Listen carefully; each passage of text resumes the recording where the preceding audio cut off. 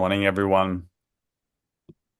We have opened the webinar and we'll just wait for a couple or moments for everyone to be able to join. And then we'll get started right away.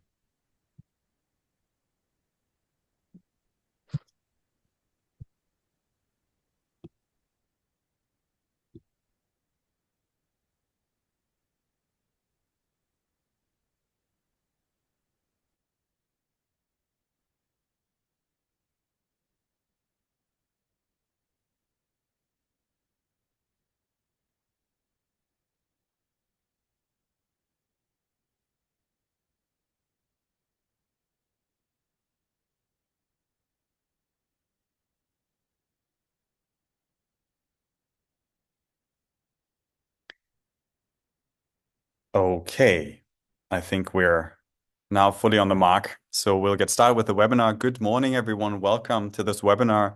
I've been really looking forward to this session, and I hope many of you have been too. And I look forward to spending this 45 minutes together with you and my great colleagues Troels and Franziska.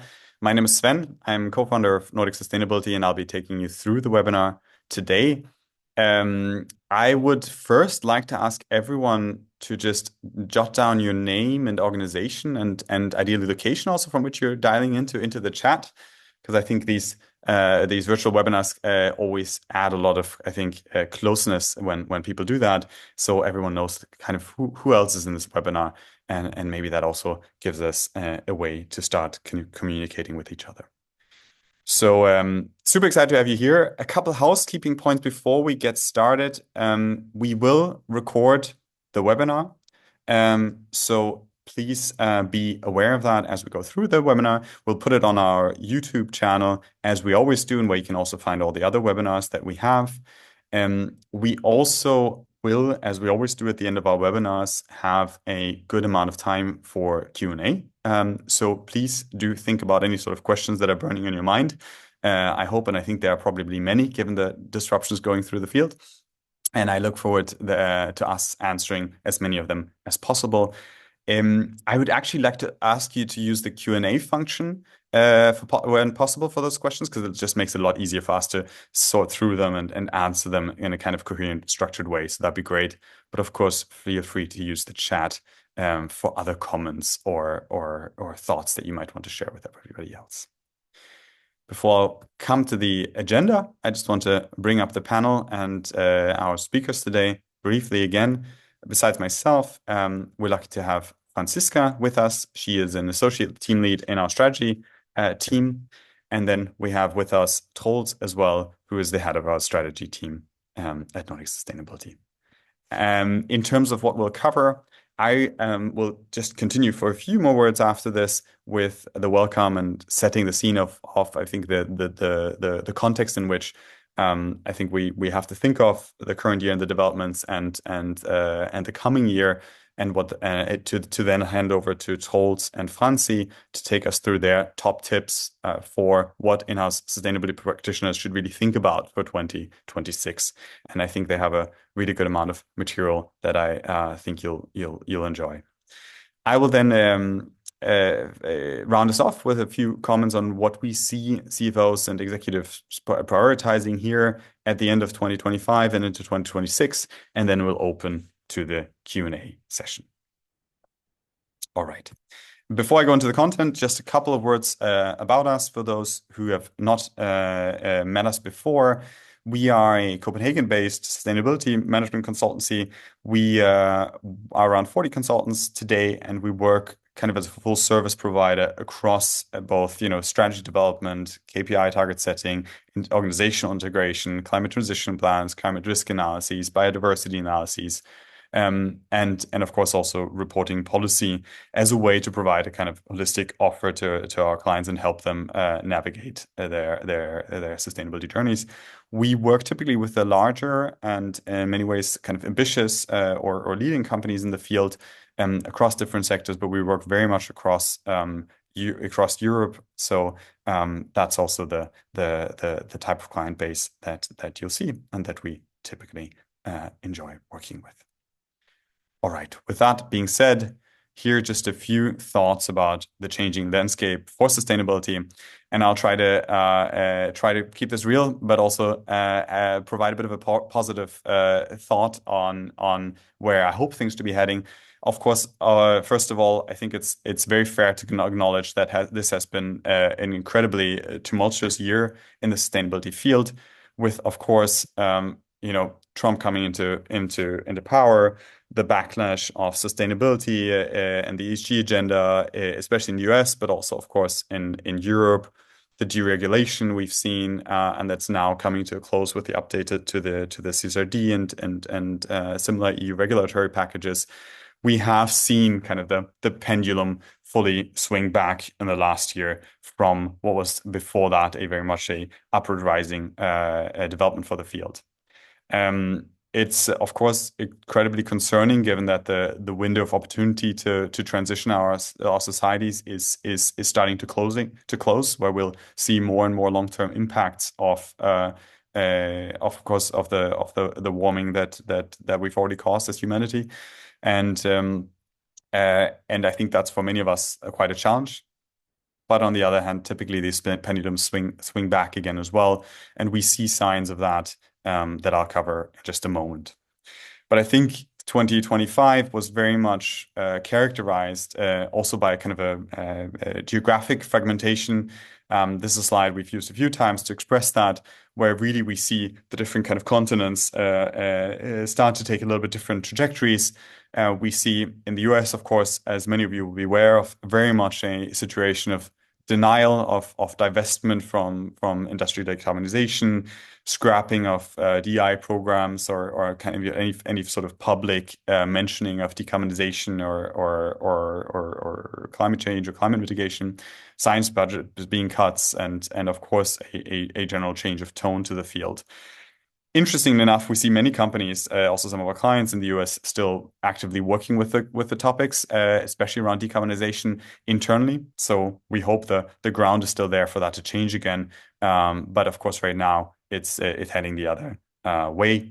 In the EU, of course, we have this funny dual development of both a extreme regulatory backlash and regulatory confusion, together with a kind of strange doubling down on the green transition that is still, of course, very much underway, right? So we see both kind of loosening of requirements, but also more investment or more clarity about kind of investments or industrial policies that are supposed to bring and transition the European societies or economies to the next type of industrial system. So funny enough, we see among that decarbonization, dematerialization not being regarded as a competitive advantage right now, and that's something we'll cover more as well today, and hopefully that, of course, will change. Lastly, in China, of course, and Asia more generally, but especially China, I think it's been really interesting to see the amount of attention to China's industrial innovation strategy. Of course, being German, the ripple effects for other industries here in the West, such as the German car industry, have been very visible to see.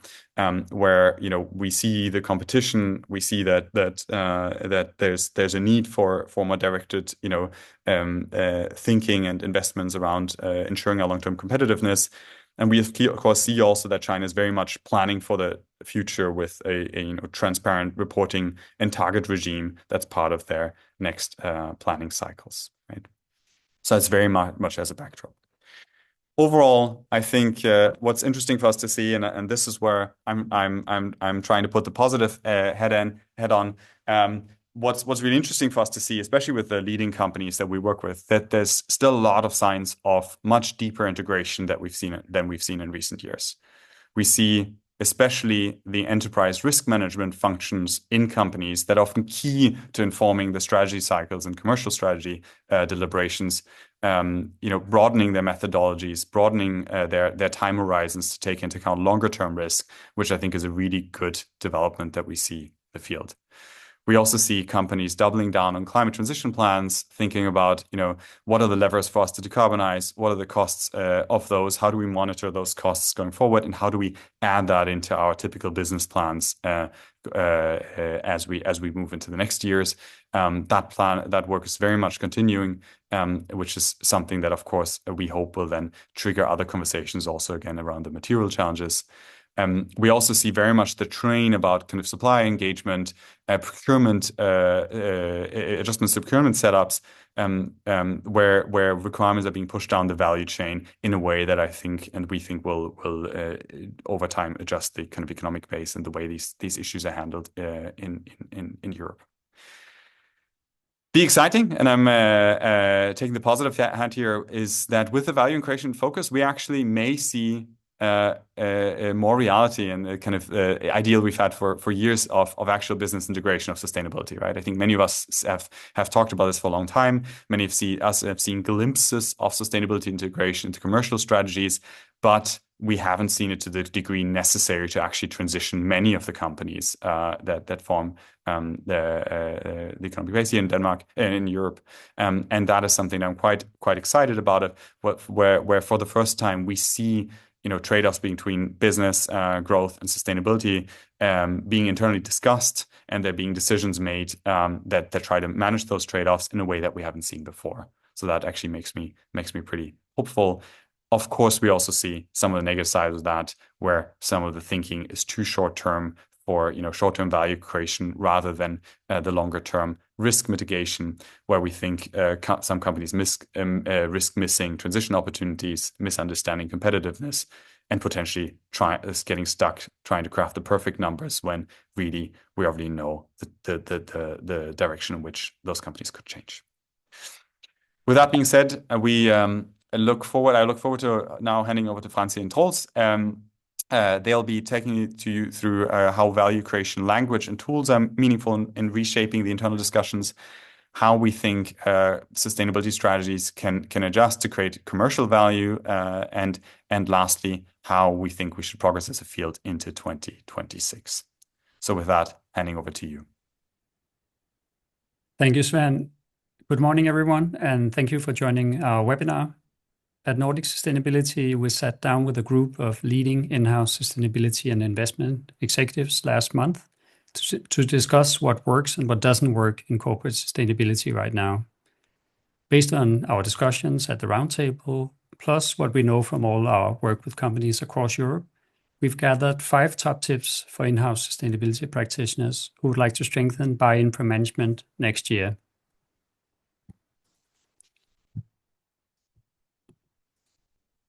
Our first tip is learn to master the language of competitiveness, value creation, and business resilience. This won't be new to those of you that have been around in sustainability for a while or long time.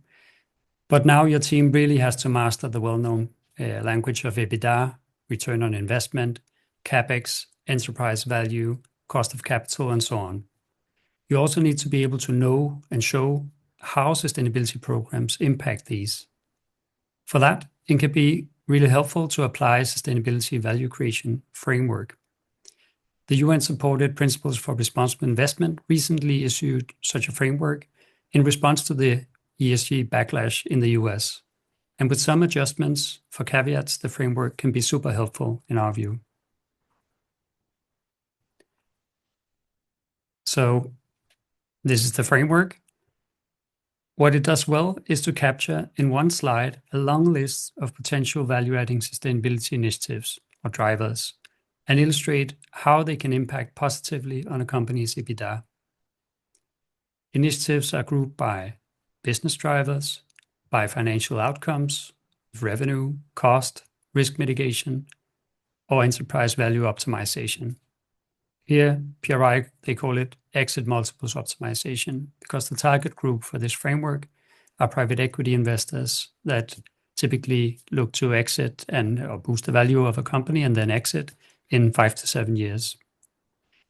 The potential impact of each, so the magnitude, how much it makes a difference, is illustrated by the size. The key ones, according to the underlying investor survey, are the ones highlighted in orange. For example, working with sustainability to grow revenues by achieving a better customer value proposition and increased willingness to pay, growing revenues because of higher employee engagement, reducing costs via production plant optimization, reducing risks by reducing supply chain dependency on scarce resources, and as the last example, protecting against loss of business and reputational damage. The potential of each sustainability priority will, of course, differ from company to company, but this type of framework is a good point of departure for refinement and internal engagement. A few things to be mindful of. In our view, the framework does downplay the risks of business as usual and the risk of market decline over time if more fundamental transformation is not achieved. Also, the required upfront CapEx investments are not so clearly articulated in the framework. For our work with clients, we've therefore made an adapted version that factors in the risks of inaction and market decline. Our version also highlights the upfront CapEx investment needed to unlock the value of sustainability initiatives. And so to recap, our first tip is to learn to speak the native language of business even better next year, and to develop a version of the framework on your screen, adapted to your company's industry and competitive context. With that, over to you, Franzi. Thanks, Troels, and also warm hello here from my side. Nice that we're so many here today. Yes, our second recommendation just builds on that new language learned. Now that upcoming sustainability regulation is weakened and or delayed, we see that corporate sustainability really has to move back to basics. And with that, we mean being able to articulate the business case for sustainability. So answering questions of how that can become commercially relevant for you, and build the case for what your customers, investors, and critical business partners really expect and require in terms of sustainability. What we recommend here is not to reinvent the wheel, like do something completely new, but use commercial value metrics that are known within your company that your decision makers, like your CFO, will jump on. Here we have an example of the cash flow implications of circular strategies. And here you can point out to known value metrics like improved product design, improved in a sense for better circularity, can entail longer product lifetime, and that may justify a higher price, which can have a direct impact on your margins. There may be new opportunities for financing activities because there may be specific equity investors with a clear interest in product and material innovations or new circular business models. Another quite tangible aspect of going commercial is assessing sustainability projects very similarly to your conventional business cases. Here we have another example on how to approach that, and that's about quantifying, for example, turnover potential, contribution margins, and so on for a given circular business model. This approach is specifically relevant for manufacturing companies, as we outlined that here, where there is a potential for closing the loop. And you can base that on different parameters for a given site. Here in that case, we also had a given site case to estimate where the innovation could be implemented. And the assumptions to make here can be quite straightforward. What volume of secondary materials available? What's the estimated raw material value? And with that, you could consider different price scenarios. What are the potential cost savings, for example, for your waste handling? And what FTEs and CapEx requirements would be needed? On the backside of it, of course, we want that sustainability initiatives should also be always quantified in terms of their impact potential to make it a common practice to consider in your decision making. So we're not leaving quantification space yet. Our next tip is to get sharper on the financial risks of inaction and looking into possible futures through a scenario lens. You may be one of the few in your organization with a clear view on the long-term perspectives that sustainability very naturally triggers, and you might struggle to get attention from stakeholders who are occupied with solving the more short-term problems in your business. But that may well change if you're able to put a tangible number on your long-term risks. And with that, we recommend for not getting stuck with finding the perfect number. I think, Sven, you also mentioned that in the beginning. It's, of course, assumptions-based when we think of how things will evolve in the future, but it will improve your ability to prepare for material risks coming from different possible futures. Now, conventional business as usual planning often comes with short-term return on investment expectations. But if you don't consider what will happen to your business and the environment in the long term, you cannot prepare for foreseeable disruptions. That can, for example, be a clear high likelihood of an extreme weather event that would affect your business critical assets. The business as usual planning approach can undermine that effective planning and your ability to prepare for such disruptions. Investments in climate risk resilience in the short term, of course, increase costs, though over time it can turn into a superior ROI management strategy. And internal mechanisms where you plan for the future, like your risk management, your supply chain strategy, all of these should reflect this type of thinking and long-term perspective. Now, getting sharper on the financial and commercial risks of inaction can also be broken down if you compare conventional solutions with sustainable alternatives. What we see here as key is to price the costs of inaction. A way to do so is to analyze the financial impact of supply disruptions of your components or key materials that are very critical to your product's functionality, that significantly influence its weight or contain critical raw materials. For that, you need a dependence factor for the key sourcing country these components come from, the costs of your component and materials today, and the assumed additional costs for sourcing from alternative locations. And kind of put all of that into one equation. And with such quantification approach, you can then really create a solid argument for a new sourcing strategy or circular innovation if you compare the two costs. And now handing over back to you, Troels. Thanks, Franzi. Our fourth tip builds further on the previous three. And to strengthen buy-in, many teams are deep into or are getting ready to sharpen their priorities and strategy. We see that all the time. And short term, the question is, as we've heard, should your sustainability strategy lean towards supporting the business strategy by helping to grow revenues, by reducing costs or mitigating risks? And what matters most right now to senior management in your company? So the point here is not that you should choose one of these objectives for your strategy and forget about the others, but rather to understand which objectives are most important to your company's strategy right now, and then prioritize those in internal messaging short term. Your CEO or CFO will rarely be equally interested in all of these different objectives at the same time, and for the very short term, it's worth having in mind. Despite the omnibus rollback of mandatory reporting requirements, many C-suites still see sustainability as very broad and somewhat overwhelming. And this is the case even when you reduce or sharpen your priorities in a renewed strategy. So showing senior management what previous projects and priorities you won't be pursuing right now can be really a good shortcut to building trust in your team and your ability to prioritize, which is much needed at the moment. So yes, short-termism is back in fashion, but we don't think it will last. So worth playing the game for a while. Sustainable business strategy must, of course, deliver financial value now and longer term. It must also deliver societal value now and in the long term. Think Porter's shared value approach, right? And sustainability practitioners, including myself, us, have typically been great at speaking about the longer term of 2030, 2040, and 2050, which is still super relevant. But right now, the game is about value short term for many teams. Later, there will be room for that long-term thinking that is so needed to address the risks and challenges ahead, also in a more holistic way than just the climate risk, quote unquote. The classic strategy question is, of course, do you aim for lower costs or better value than your competitors? And where does sustainability fit into the picture in your company?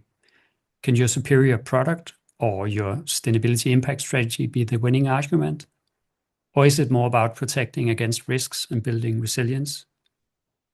Good to remember also that it's not only about climate and carbon, of course, but also about resource dependencies in order to be resilient long term. Integrate geopolitics, security, and supply chain resilience into your arguments for decarbonization and transformation, and you'll be in a better position in these years. But in order to really transform and and unlock the value of sustainability, your operating model is still key to successful strategy implementation and getting things done. So does that need a service check?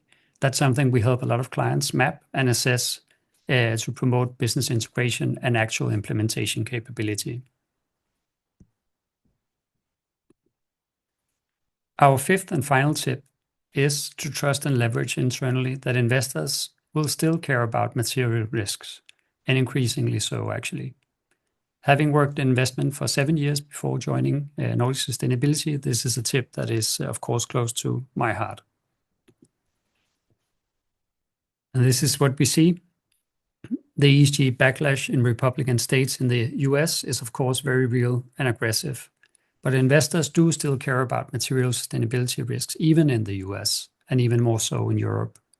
Investors are changing some of their rhetorics, but most still want to understand how investee companies seek to address more fundamental transition risks and keep pushing for credible transition plans, including CapEx plans, and really want to see progress against these. We're past the times of just asking for SBTi targets. Now we also, and investors also, want to see progress and investment plans that follow up or support those targets. For the investor level, we also see movement and a trend towards more meaningful portfolio targets with greater green mandates seeking to transition the real economy and not just look good. New mandates and targets are beginning to replace more superficial approaches, and that's a good thing. From the investor side, you can expect more focus on SBTi, on lobbying, and on biodiversity risk resilience next year and following years, because these are fundamental to addressing the systemic risks which investors can't just diversify away from with regards to their portfolios. So to sum up, these were our 5 top tips to strengthen buy-in for your team in 2026. Now back to you, Sven. Super. Thanks, Troels. Thanks, Franziska. And thanks to those who've already posted some questions. Feel free to use the next couple of minutes to add to those as well still. And thanks for the chatter in the chat. So in terms of what we see being prioritized by CFOs and executives in 2026, I think you'll already have kind of understood the outline of what we think is in focus and will likely continue to be in focus. We often extrapolate, of course, what clients ask us today to help them with. And since we do work with many of the leading large companies, we see that typically those kinds of services become what the field more broadly requests afterwards. I just want to highlight 5 of those. On the left side, you'll see that, of course, the need for robust GHG and material data is not going down anytime soon. Most companies, especially with what we already mentioned in terms of deepening their work on their climate transition plans, require much better GHG data to actually be able to do that reliably, including, of course, from many of the suppliers. And of course, also with the product-related regulations still coming in from EU level, we see that kind of material data is still something that's being very much asked from suppliers. Already mentioned it now a bunch of times, but climate transition plans are still the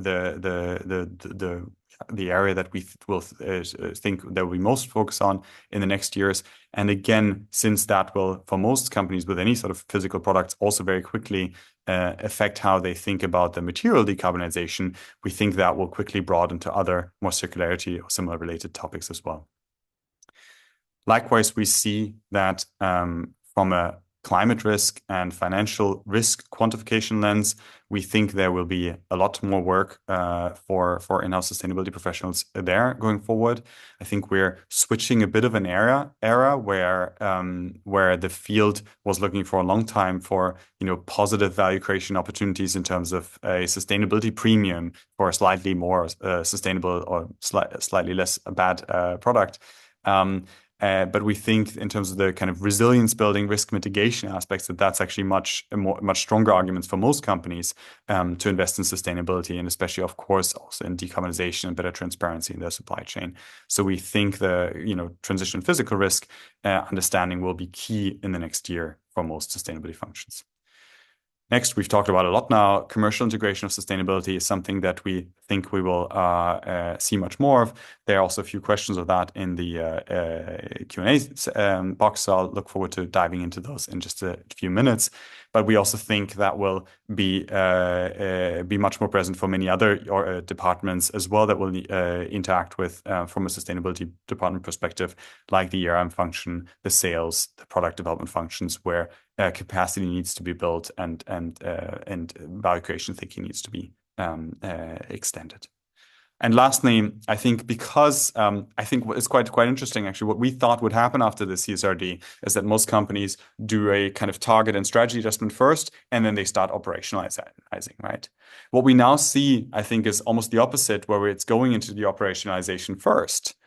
And then I think over time, we'll see a target update for many companies again. But that also means that with the need for, better supplier management, better risk mitigation, better, more longer term thinking into product development, that the question of implementation capacity is a very important one. Troels mentioned it already. We think there'll be much more work about understanding and improving a company's kind of sustainability operating model. How do the sustainability functions interact with the rest of the organization? How do we govern sustainability and its trade-offs in the organization? So I think this is a good overview of what we see happening right now. Last slide before we go into the Q&A. This is, I think, one of the first times we harken back to our services in this area at the end of a webinar, because typically we try to just be useful through providing good content. But I think there's a point right now. Maybe I'll bring it up in a second. There's a point right now in the field, I think, where many realize in sustainability departments that they need an update to their strategy, they need an update to their target, but because of the reduced organizational bandwidth, they just don't find the chance to do so in a good way. So what we've done with some of our clients and what I think you should also consider with us or in another fashion is to do a kind of a leaner workshop setup where you actually go through a review of from a more commercial lens of the current business model, the challenges, the risks and opportunities that you've identified as part of your DMA process. The longer term, resilience issues that you might have identified, the interactions between commercial growth and the different impacts, competitiveness, analyses in comparison to potential competitors you have in the industry or from Asia, to then have a really good workshop with key internal functions to actually go through some of those risks. Some thinking about updating your internal target structures. To Troels' point, where to focus, where not to focus in these much leaner times, and from there be able to have a clearer mandate for the work that you have internally over the next year or two. Again, we would set something up in a couple of weeks process with a bit of a pre-analysis and a 2.5-hour workshop. I think you can find many different ways to do that. Of course, if you're interested in something like that, to reach out to us. All right. That was the content from us. We have just over 10 minutes for Q&A so far. So we already have a good amount of questions. I will start going through some of those, and then please feel free to add questions as we go along. I think I'll just start with the first one. And Troels, maybe I'll let you answer that, because this one's focused on the value creation framework that you mentioned, when Nami says that given that complex frameworks like the PRI are meant for large investors, what is the simplest steps for SMEs to think about and take into account investor expectations and improve sustainability credentials? Thanks, Sven. I actually think the framework also works for SMEs, but the key point about making it your own, so highlighting the levers that really make a difference, and testing those internally with stakeholders, and discussing internally what is the real potential of some of these initiatives and some of these drivers, and what is most important, and where is our company at. So the key value is perhaps as a dialogue tool, engagement tool internally, to get sharp on what are the potential levers and what are the ones that actually make a difference for our business. And some of your non-sustainability colleagues won't be as familiar with the different with the concepts and with the different ways forward. And it's a helpful translation tool and engagement tool. So I'd double down on making the framework your own for that question. And I think just to add for that as well, I think the framework is actually meant for private equity funds, right? Which typically have a smaller companies, or in many cases have smaller companies as their portfolio companies, right? So we have actually had very good experiences in analyzing also less complex companies, and think that it provides a really good framework for understanding them. I think there was a question here about what kind of frameworks and learning resources we recommend for sustainability managers to ensure they broaden their financial viability, capabilities, or their financial knowledge or business knowledge. And there's a couple of questions that are similar around that. Franziska, would you maybe want to take this question? Yeah. When I was skimming through the questions, also thinking about what to recommend here. I think there is a bunch of course, public resources, but also courses you could attend. But I think a more effective way that I would have in mind is actually find your allies in your organizations that usually work with these type of quantification, business case development, and work with them. Try not to solve it yourself within your sustainability teams, but find the people that do that for, let's say, the conventional type of projects, initiatives, or innovations that you're introducing and changes into your organization, and work with the tools that are given and start there first before, I don't know, doing another theoretical course on the side. I think it's really find the key stakeholders in your teams first and build collaboration there. That's my spontaneous thought. Yeah, I would very much agree with that. I think it's also there's a bunch of good resources out there from the World Business Council Sustainable Development or this PRI framework, where I think you can get enough information to then create something to engage the internal functions. And I think, as Troels likes to remind me, also strategy or commercial functions, they typically don't like to accept numbers about their business that come from the outside. So typically also when we engage on these kind of value driver or quantification tasks, they are also in project teams together with the commercial or risk functions, because that's just such a much better way to already create buy-in as you do the analysis. So that's what we would suggest for most companies as well. Okay, I think there is a question: do we expect more focus on the SBTI for companies that have been late to the party and still having to set them? The task to reach them is getting increasingly difficult, of course. And there's a question of, do we think SBTI will lose relevance in some ways, or how do we see the decarbonization agenda developing there? So I think that's a super interesting question, probably on the mind of many people. Does someone want to give it a shot? Svanzi? Yeah, I can go first, and then please chip in.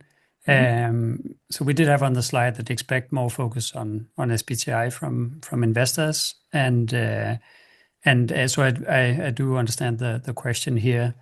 What is most important for investors are credible decarbonization plans, transition plans for key material risk factors. It can also be biodiversity, can also be social, can be supply chain dependencies. So the key thing is the credibility and solid plans. We still see SBTI as a key framework, and for example, for investors, SBTI does not accept the way that most investors have set their portfolio decarbonization targets. So in that sense, it is a more robust framework than many of the others out there, and more focused on real economy transition. If we move back to the corporate side, SBTI is also changing, and the new version is coming out, and of course there's also discussion of whether it's there will of course be discussions also around an initiative like SBTI, but we still see a lot of value in SBTI and expect that to continue to grow, and the adjustments that are being made are making the framework even more helpful. But as you point out, and sorry for the long-winded answer here, there is of course a key tension between setting something that is Paris-aligned and science-based and having the economy not decarbonize at the speed needed. that will create tension and will create issues for companies and for investors alike. For us, that's also showing the gap and everyone making everyone rally around what is the needed transformation, because in order to fully decarbonize in line with the goals of the Paris Agreement as an economy and at industry scale, companies do depend on each other and on regulators, and therefore it's a good yardstick to measure and say, look, some of this will be beyond our control, but this is what the change that is needed. So in that sense, it's more about sector and systems decarbonization, and not just what happens within one specific company. But I do get the point, and there is tension in that point and discussion in that point. Thanks. And I think super good explanation. I think the only thing to add is also that I think we may well see that the decarbonization trajectories and speeds will differ by sector when there's more knowledge about what it actually takes once the climate transition plans have been done across the board. But still, it's the best external accreditation, and none of the work you would do under it will go to waste afterwards.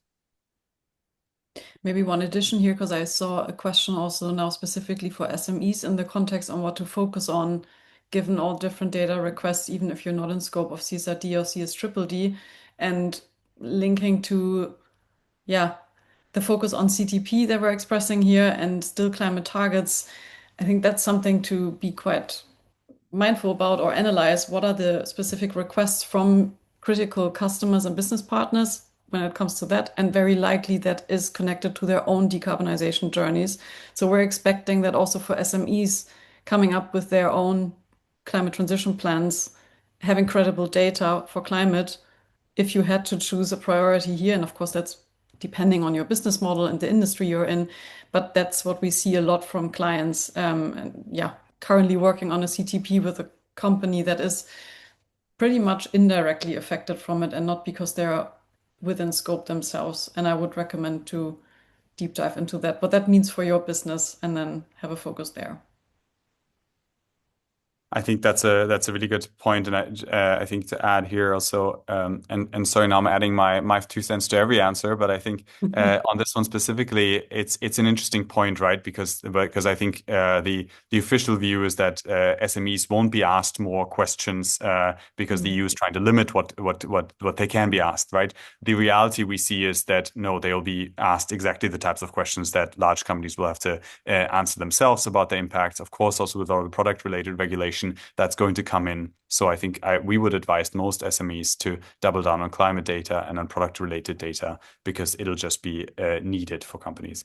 I'm just going to share a resource here actually, because we recently were part of writing an article for the Financial Times there that also describes the case of a German company, Dive, who I think might even be on the call, a Danish company, sorry, who actually talks about their view on kind of the competitiveness elements and benefits for sustainability reporting, and how it's going to be, even though they're a smaller company, continuously more important to win larger contracts. So I think that that is quite important to look at.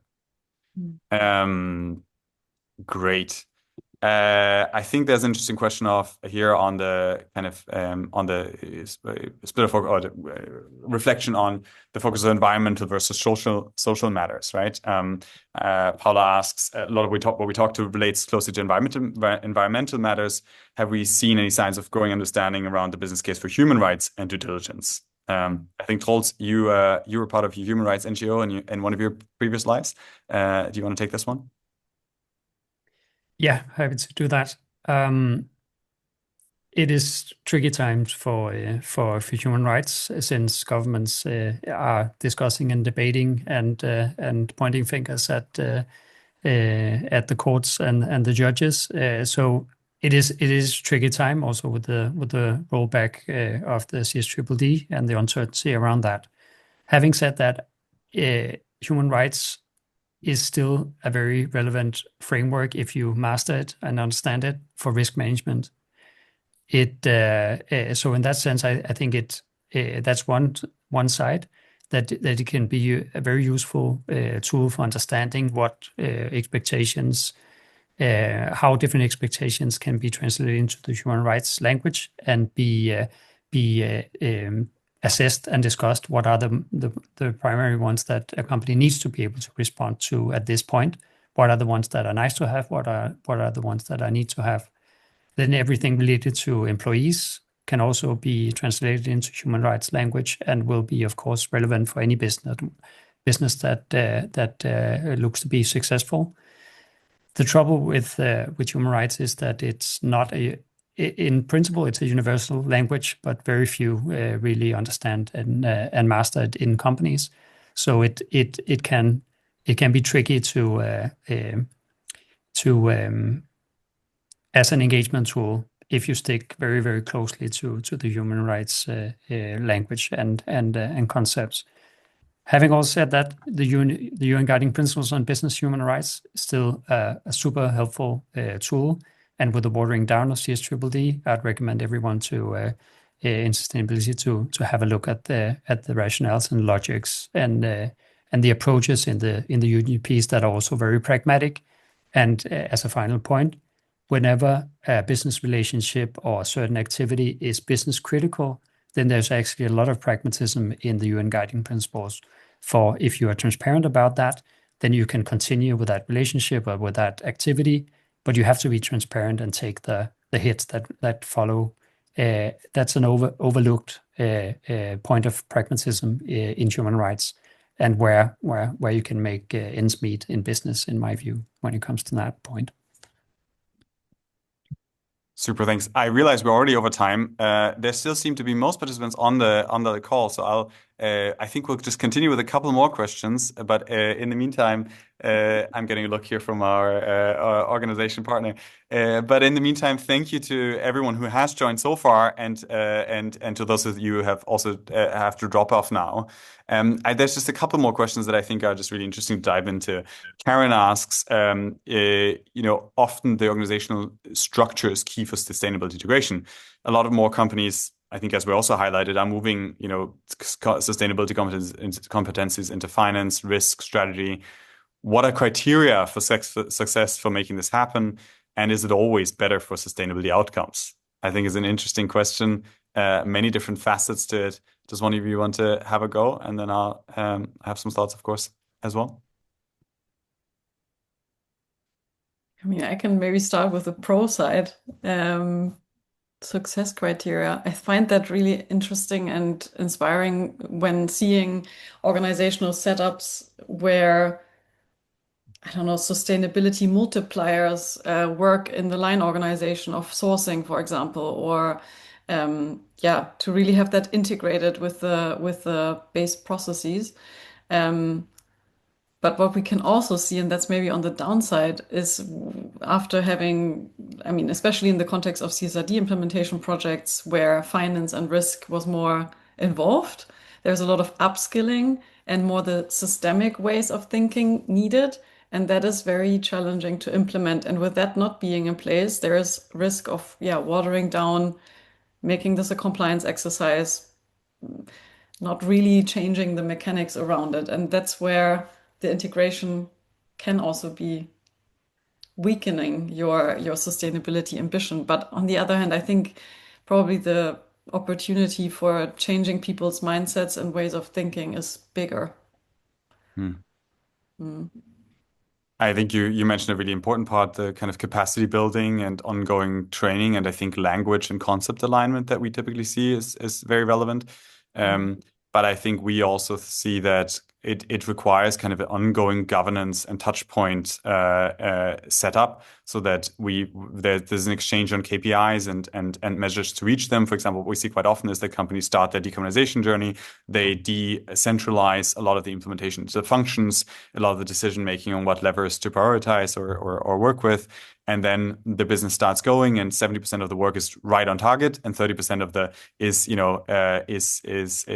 maybe going to the sides because either the agenda develops so quickly, or maybe the concept understanding isn't quite as strong as the thinking was initially.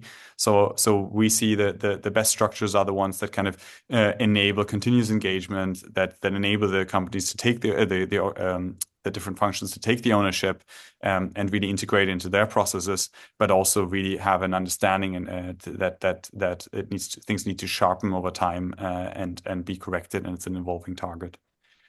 So that may be as an overall example answer to this point.